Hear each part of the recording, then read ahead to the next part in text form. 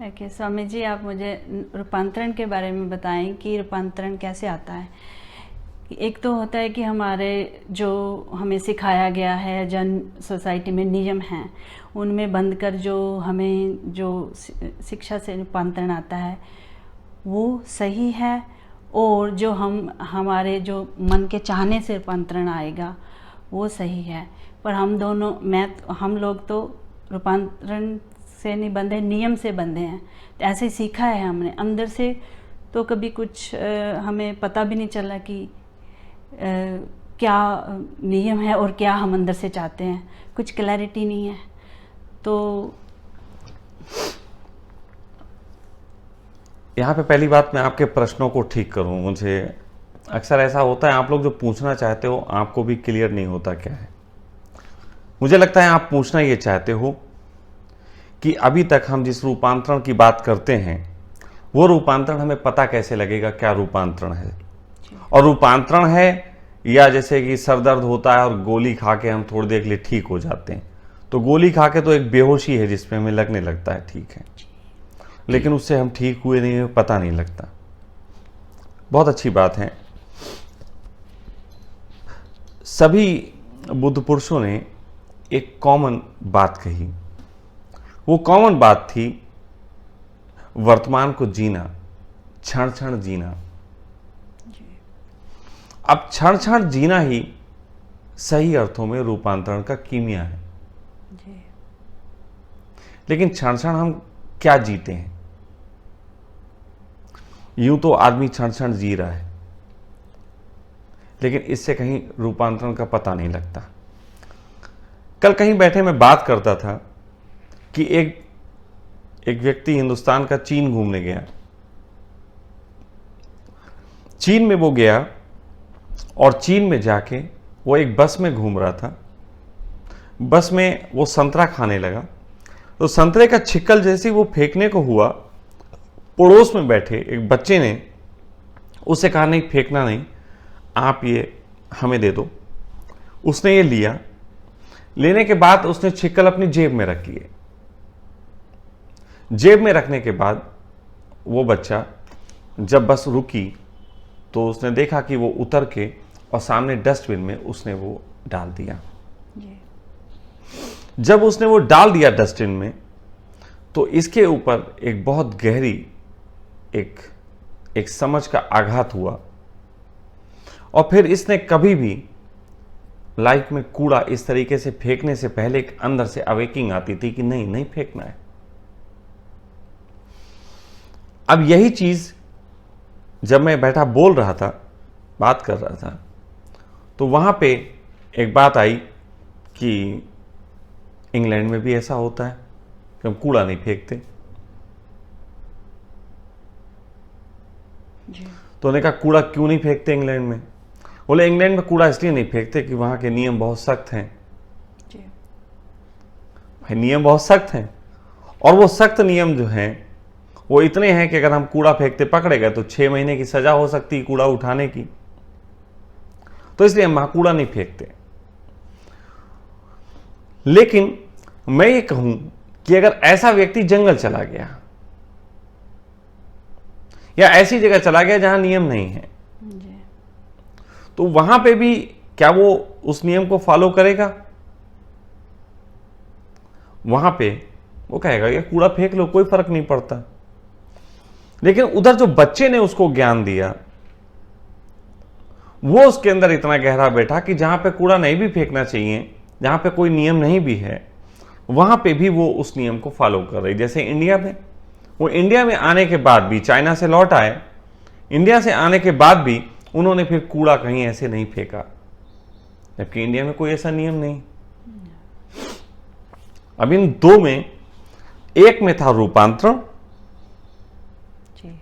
और एक में था नियमों का दबाव। क्षण क्षण जीना व्यक्ति को रूपांतरण करता है, इन अर्थों में कि वो क्षण क्षण जो जी रहा है उसे गिल्ट के साथ ना जीता हो, किसी प्रकार के दमन से ना जीता हो, तो रूपांतरण होगा। यदि आप दमन में हैं, गिल्ट में हैं, तो जो भी आपके अंदर परिवर्तन आता है वो रूपांतरण नहीं कहलाएगा। ठीक। तो ज्यादातर लोग नियम अपने ऊपर थोप लेते हैं। धर्म जगत में ऐसा बहुत होता है। मेरे पास एक सन्यासी आते हैं, वो कहते हैं कि स्वामी जी ध्यान करके सेक्स के दबाव से मुक्ति हो जाती। जब हम ध्यान करते हैं तो सेक्स का दबाव परेशान नहीं करता, लेकिन वो कहते हैं जब ध्यान छोड़ देते हैं फिर वो सेक्स का दबाव अपना काम करने लगता है। तो क्या स्वामी जी ये रूपांतरण है, क्या है? मैंने कहा ये कुछ भी नहीं है। दो तरीके के नियम होते हैं। एक नियम जो बाहर से दिए जाते हैं, वो कानून जैसे होते हैं। एक नियम जो हम पकड़ के अपने ऊपर थोप लेते हैं, वो भी नियम होते हैं। अगर कोई व्यक्ति इसलिए ध्यान करता है कि इससे ये फायदे हो जाएंगे, तो वो एक नियम है। अगर उससे उसे वो फायदे हो भी जाते हैं, तब भी मैं उसे रूपांतरण नहीं कहूंगा। जैसे एक व्यक्ति ध्यान करता है, इसलिए ध्यान करता है कि इससे सेक्स का दबाव मुक्त हो जाएगा, तो वो ध्यान लंबे समय कर सकता है और उससे सेक्स का दबाव भी मुक्त हो सकता है। लेकिन ये उस रूपांतरण की बात नहीं होगी जिस रूपांतरण को धर्म रूपांतरण कहता है। जबकि दिखने में ये आएगा कि ये व्यक्ति अब सेक्स का दबाव नहीं है, ये तो बड़ा ध्यान का लाभ है। लेकिन यह भी लाभ और हानि की परिभाषा है। यह एक प्रयास से लाई गई चीज है। रूपांतरण सहज पल्लवित होता है और वो घटना घट के ही पल्लवित हो जाता है। कोई घटना घटती है और पल्लवित हो जाता है। समझ की एक घटना काम कर देती। जैसे उस बच्चे ने उस लड़की को ये सिखा दिया कि अब छिकल नहीं फेंकने चाहिए। ये रूपांतरण है। आज तक क्या हुआ है, धर्म जगत में एक छोटी सी भूल हुई मेरे देखे। हो सकता है मैं गलत भी हूं, लेकिन मैं इसलिए हो सकता है लगा दिया क्योंकि बहुत सारे गुरुओं के बात के खिलाफ मेरी बात जाती दिखेगी, जबकि है नहीं। बात मैं भी वही कह रहा हूं जो उन्होंने कही थी, बस दूसरे ढंग से कह रहा हूं। जैसे मन को सदा ही धर्म जगत ने दुश्मन माना। उन्होंने कहा कि मन गलत है, और फिर वो मन की हत्या में लग गए। हत्या से रूपांतरण नहीं होता। अगर किसी आदमी को आपने चाकू मार दिया और वो मर गया, तो इससे रूपांतरण नहीं हुआ।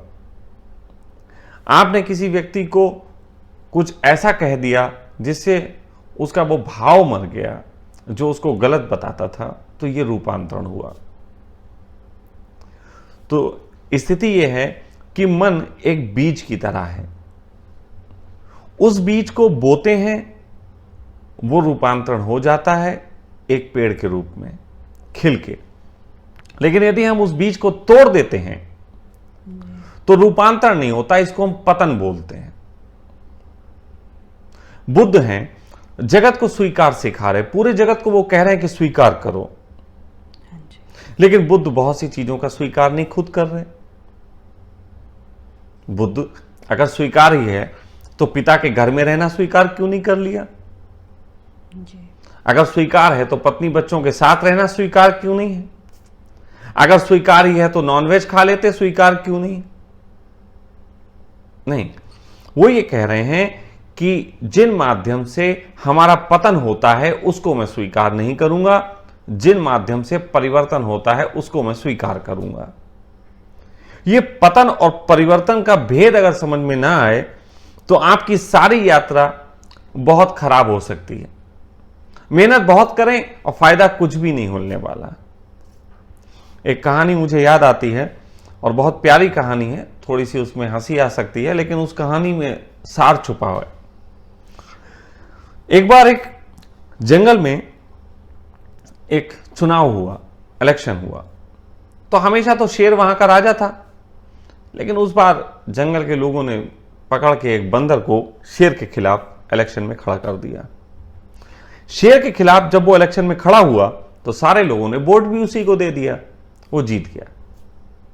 वो जीत गया, बंदर राजा बन गया। जब बंदर राजा बन गया तो वहां पे एक बार शेर को गुस्सा आया, उसने कई जानवरों को पकड़ के अपने गुफा में बंद कर लिया और कहा मैं आराम से खाऊंगा बारी बारी से। जबकि जंगल का लॉ है कि जब भूख लगे तो भोजन लो, तो शिकार करो, खा लो। लेकिन शेर ने वो लॉ तोड़ दिया। तो सारे लोग राजा के पास गए और बंदर से कहने लगे कि आप शेर को समझाओ, अब तो आप राजा हो। तो वो गया और उसने राजा से समझाया, जाके राजा ने समझाया उसको, शेर को, कि आपने ये गलत किया है, आपको उसकी सजा मिल सकती है। तो शेर तो दहाड़ के बोला कि चला जा, नहीं तो तुझे भी बंद कर लेंगे। तो राजा वो घबराया, राजा नया नया राजा बना, उसने कहा तो भूल हो गई। तो लोगों ने कहा भाई राजा अब तो आपको हमने बना दिया, अब तो काम आपको ही करना है। उसने कहा ठीक है। तो वो जो था पेड़ों पे चढ़ गया, बंदर पेड़ों पे चढ़ गया, इस पेड़ से उस पेड़ पे कूदा, उस पेड़ से उस पेड़ पे कूदा और लगभग 1-1.5 घंटे तक वो सारे पेड़ों पे कूदता रहा। पूरे जंगल के जानवर नीचे इकट्ठे हो गए और वो शेर भी वहां इकट्ठा, सब देख रहे हैं कि वो ऊपर कूद रहा है। इधर से इधर 1.5 घंटे तक कूदने के बाद वो नीचे उतरा, पसीना पसीना, बुरा हाल। तो लोगों ने उससे पूछा आप क्या कर रहे हैं? उसने कहा देखो मेरी मेहनत में कोई कमी नहीं है, मेरी मेहनत में कोई कमी नहीं है। अब अगर राजा ये मान नहीं रहा है तो मैं क्या करूं? तो ऐसी मेहनत किसी काम की नहीं जो आपको परिणाम नहीं देती। बहुत से लोग धर्म जगत में एक नया शब्द चला है, उस शब्दों के आधार पर कुछ भूलें कर जाते हैं। वो स्लोगन बहुत अच्छे तरीके से लोगों ने उठाया, लेकिन उस स्लोगन का गलत इस्तेमाल बहुत हो जाता है। और धर्म जगत में ऐसा अक्सर हुआ है कि अच्छे लोगों का गलत तरीके से लोग इस्तेमाल करने वाले पैदा हो जाते हैं। और वो स्लोगन है कि मेहनत में हमारी कोई कमी नहीं है, परिणाम नहीं आता, इसमें हम क्या करें? मेहनत में कोई कमी नहीं है, स्वामी जी देखो हम मेहनत पूरी कर रहे हैं। कोई हमसे कहता है स्वामी जी देखो हम ध्यान पूरा कर रहे हैं, आप सब कुछ पूरा कर रहे हैं, लेकिन रिजल्ट क्यों नहीं आ रहे? इसीलिए मैं कई बार कहता हूं कि ना समझी तो आपको कहीं नहीं पहुंचाएगी। समझदारी बहुत जरूरी है। ध्यान जगत में बहुत बुद्ध पुरुषों ने दिया, लेकिन ध्यान के साथ साथ वो सत्संग और प्रवचन भी दिया ताकि बातें क्लियर हो सके मस्तिष्क को। तो इसलिए यहां पे भी ये जानना जरूरी है कि रूपांतरण को हम सही से समझें।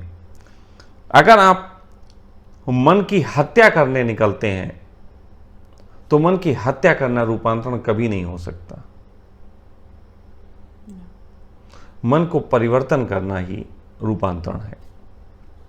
मन को परिवर्तन की बात इसीलिए कबीर ने कही थी, मन लागो यार फकीरी में, जो मजा था राम भजन में वो फिर कहां अमीरी में।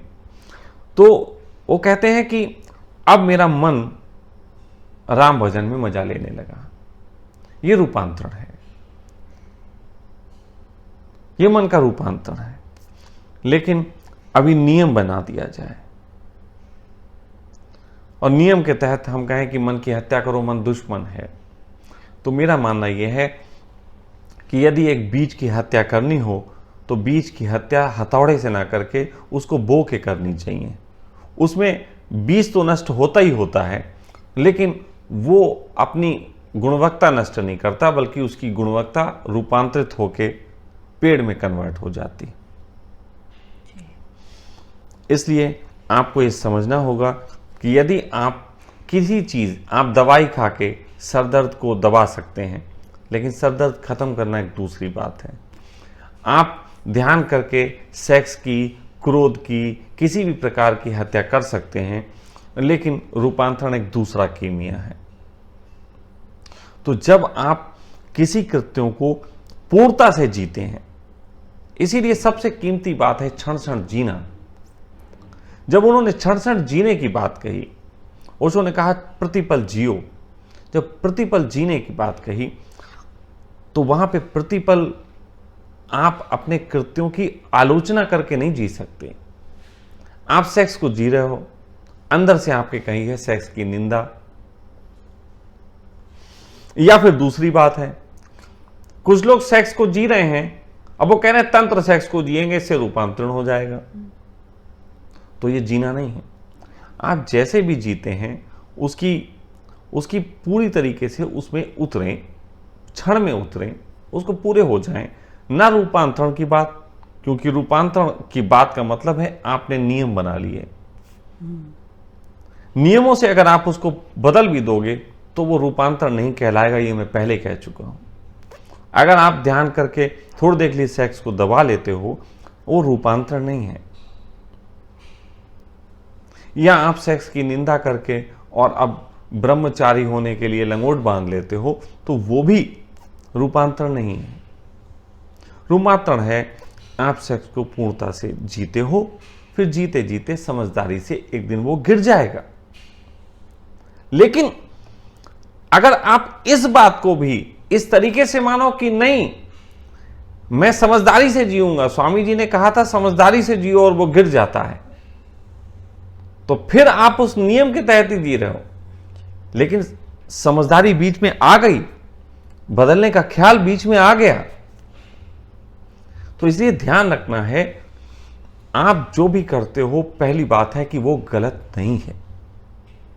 ये बात बिल्कुल मान लो, आप चाहे शराब पीते हो, चाहे सेक्स करते हो, चाहे कुछ भी करते हो, वो गलत है ही नहीं। जब गलत है ही नहीं तभी आप उसे टोटलिटी से जी सकते हो। जब टोटलिटी से जियोगे रूपांतरण सहज होगा।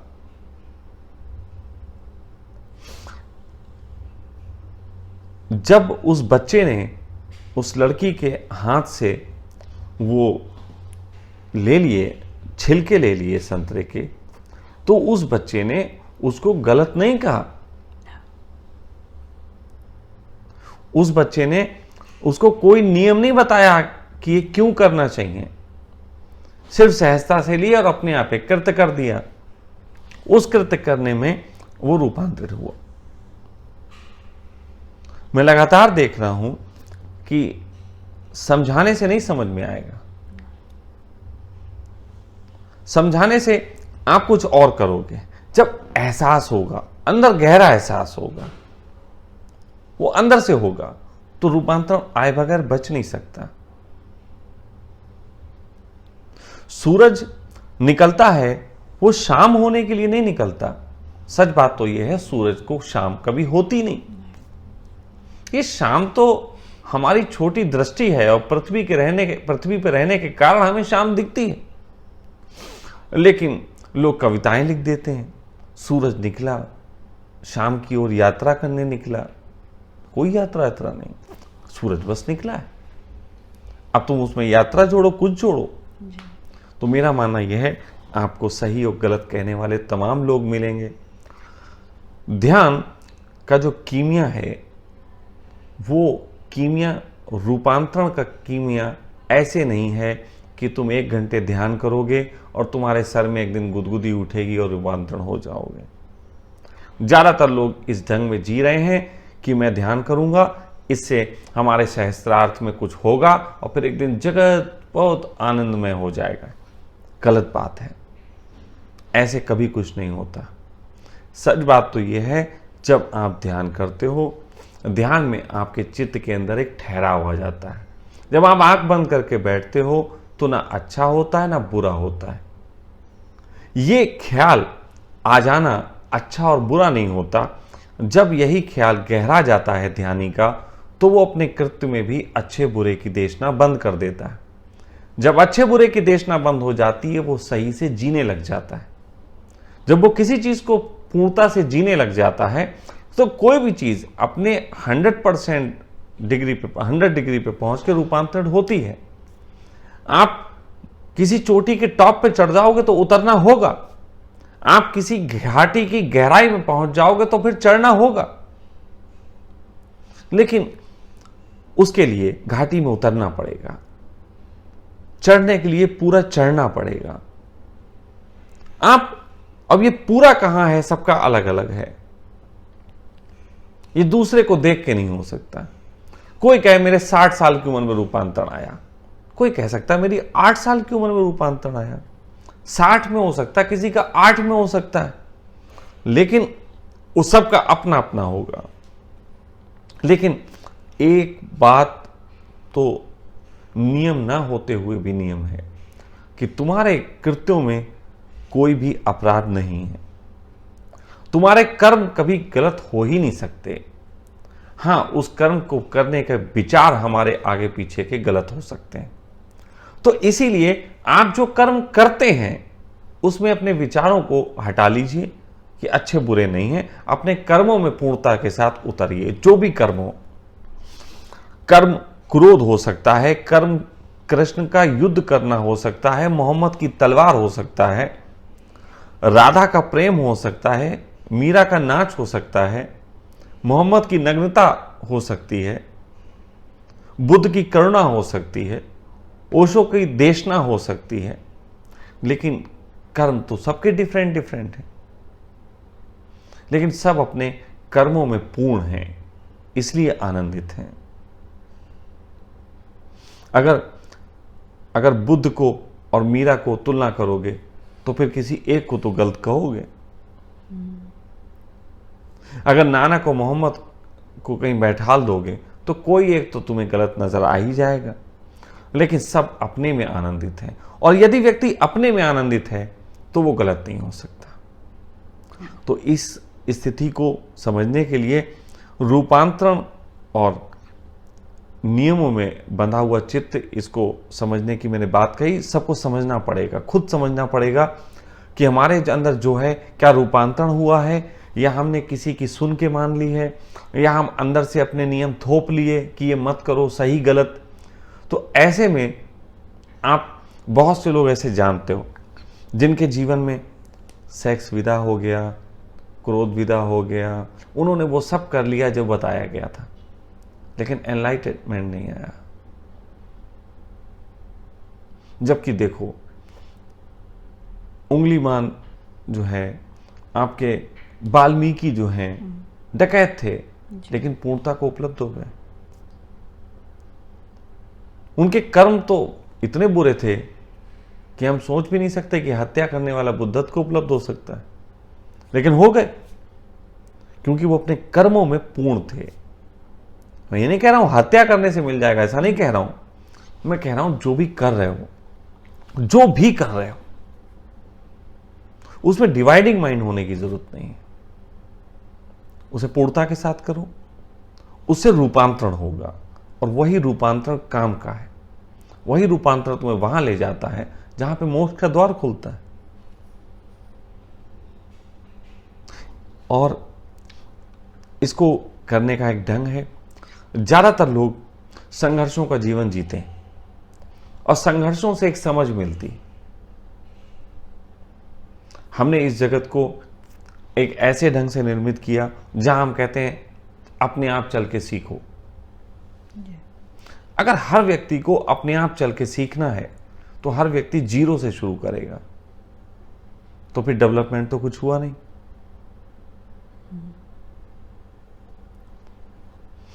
तो इसलिए एक बात स्मरण रखें और इस पे एक नए चिंतन की तरफ अग्रसर हों कि यदि आप संघर्ष का जीवन जीते हैं तो आपके पास बहुत अनुभव होगा, लेकिन यदि आप अनुभव का जीवन जीते हैं और कर्म में आनंदित होकर उतरने का जीवन जीते हैं तो आपके पास अनुभव भी होगा और आनंद भी होगा। तो इस जगत को अब अनुभवों की पीछे ज्यादा ना भाग के अनुभवों के साथ साथ आनंद की यात्रा करनी पड़ेगी, तब हम इस जगत को आनंद से भर सकते हैं। जैसे एक बच्चे को माँ बाप सिक्योरिटी देते हैं, धन की सिक्योरिटी दे देते हैं, तो अब वो कहे नहीं हम जीरो से ही शुरू करेंगे, अपने आप ही घर से निकलेंगे, धन कमाएंगे, सब करेंगे, तो फिर डेवलपमेंट बेकार हो गया। तो इसलिए बच्चे को जरूरी है कि वो उनके अनुभवों को ले, लेकिन अपने जीवन में आनंदित होकर कृत्य करे, तो उस आनंदित होने से भी एक अनुभव आते हैं, वो आगे के अनुभव होते हैं और वो बहुत काम के हैं। इस तरीके से कोई व्यक्ति अपने गुरु की देशना को आगे ले जा सकता है, वरना हर व्यक्ति केवल वहीं उसी स्तर तक पहुंच कर रुक जाएगा। तो यदि हम इस बात को मान लें कि रूपांतरण के कीमिया को समझना है, तो मैंने जो कहा आप उसको इस अनुभव के आधार पर ले सकते हैं कि एक आदमी ने अपने अनुभव से कहा है और वैसा उसके जीवन में नजर आता है, तो उसको हम ज़्यादा झंझट ना करके अपने जीवन में अपने हर कृत्य में आनंद के साथ जीना शुरू करेंगे। इससे ही बहुत कुछ हो जाएगा। तो इसलिए रूपांतरण पे मेरी इतनी समझ है। कोई प्रश्न अगर रह गया हो, उठता हो तो पूछें। मन में आ रहा था कि इसके लिए, रूपांतरण के लिए एक अच्छा माहौल हो, एक फेवरेबल माहौल हो। जैसे देखो, माहौल देने के लिए तो एक बहुत लंबा समय लगेगा। ऐसी माहौल की मैं बात करता हूँ, मैं इसीलिए प्रयास करता हूँ कि एक कम्यून जैसी व्यवस्था हो। लेकिन जब तक माहौल नहीं है और आप किसी भी माहौल में हो, तो कर्म तो करते ही हो भाई। कर्म तो कर रहे हो, आप दुकान भी जा रहे हो, प्रेम भी कर रहे हो, सेक्स भी कर रहे हो, सब कुछ कर रहे हो, कर तो रहे हो ना। मेरा मानना है यह कि अगर कर ही रहे हो तो गिल्ट क्यों फील कर रहे हो? कर रहे हो तो गिल्ट फील करना बंद करो। नहीं कर रहे हो, और हम कहते हैं अगर ऐसा हो जाता है कि तुम्हें किसी कर्म को करने में अच्छा नहीं लगता तो मत करो, क्योंकि मत करने को भी करना पूरा है जी। लेकिन फिर किसी पे ये आरोपण नहीं होना चाहिए, क्योंकि आप अगर कम्यून में होते हो तो थोड़ा आरोपण हो सकता है कि हम नहीं कर रहे हैं, आप कर लो। लेकिन आप कहीं संसार में हो तो आप नहीं कर रहे हो तो दूसरा आपको जॉब से निकाल सकता है, तो एक्सेप्ट करो। महावीर और बुद्ध ये वही लोग हैं जिन्हें लग गया था कि अगर मैं ये काम नहीं करूंगा तो जॉब से निकाल दिया जाएगा, तो उन्होंने पहले एक्सेप्ट कर लिया कि जॉब जाती है, इससे पहले मैं ही निकल जाता हूं। टोटलिटी से किया। मैं अपने बारे में ये बात कहता हूं, मेरे जीवन को जो लोग जानते हैं वो ये कहते हैं, बाहर से देख के कहते हैं कि बहुत संघर्ष में ये आदमी जिया, बहुत संघर्ष किए लाइफ में, स्ट्रगल बहुत है। लेकिन मैं उन सब से कह देना चाहता हूं, मैंने कभी स्ट्रगल नहीं किया, मैंने तो सिर्फ प्लेजर जिया। हां, तुम्हें जो स्ट्रगल लगता है वो तुम्हारा स्ट्रगल ये है कि आपने जीने के लिए घर त्यागा, आपने पेड़ के पत्ते खाए, आपने जंगल में और छोटी झोपड़ियों में रहे, ये आपके लिए स्ट्रगल है। लेकिन उस वक्त, जिस वक्त मैंने भोजन और पत्तों में से मुझे पत्तों में आनंद मिल रहा था, मेरी आज़ादी छुपी थी, तो मैंने अपनी आज़ादी ली। जिस समय घर की सुविधाओं में और झोपड़ी के आनंद में मुझे झोपड़ी में रह के ज़्यादा आनंद आया, मैंने वो चुना। तो मैंने तो सदैव वो चुना जो मुझे अच्छा लगा, जिसमें मैं आनंदित था। तो मैंने अपने आनंद का अनुसरण किया, कर्म से मैं कभी भी नहीं बंधा, मैं अपने आनंद से बंधा। मेरे आनंद की छाया में ही मेरे सारे कर्म आए, इसीलिए मैं अपराधी नहीं हुआ, इसीलिए मेरे अंदर से कोई अपराध बोध कभी पैदा नहीं हुआ। यही मैं चाहता हूं कि आप जो भी करें, आप अपने कर्मों में जब पूरे उतर जाएंगे तो आनंद होगा। अब आप हो सकता है इसको ये कहें कि जब आनंद आ जाएगा तब हम अपने कर्मों में पूरा उतरेंगे, तो फिर बैठे रहो, आनंद का वेट करो, फिर कोई भी काम क्यों करते हो, बंद कर दो, फिर सारे काम करने बंद करो, जब आनंद आ जाए तब कर लेना। अगर किसी को यह लगता है कि आनंद आने के बाद ही सारे काम अच्छे करेंगे, तो वो सब व्यक्ति काम छोड़ दे, आंख बंद करके बैठ जाए और सहस्रार्थ की खुलने का इंतजार करे। हां, अगर उसका संकल्प गहरा है तो इससे संस्कार खुल सकता है। मैं कह रहा हूं इससे भी अच्छा रूपांतरण हो सकता है। लेकिन पहले तो वो ये जान ले क्या ये वो करने को तैयार है, फिर उसे भूख लगेगी, फिर बहुत सारी चीजें उठेंगी, फिर क्या करेगा? तो कर्म तो करना ही पड़ेगा। तुम भागने का करोगे तब भी कर्म होगा, तुम रुकने का करोगे तब भी कर्म होगा, तुम युद्ध करोगे तब भी कर्म होगा, युद्ध खत्म कर दोगे भी कर्म होगा।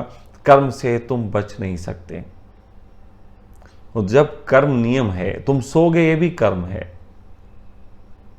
तुम जागोगे ये भी कर्म है, तुम ध्यान करने बैठोगे ये भी कर्म है, तुम ध्यान त्याग दोगे ये भी कर्म है।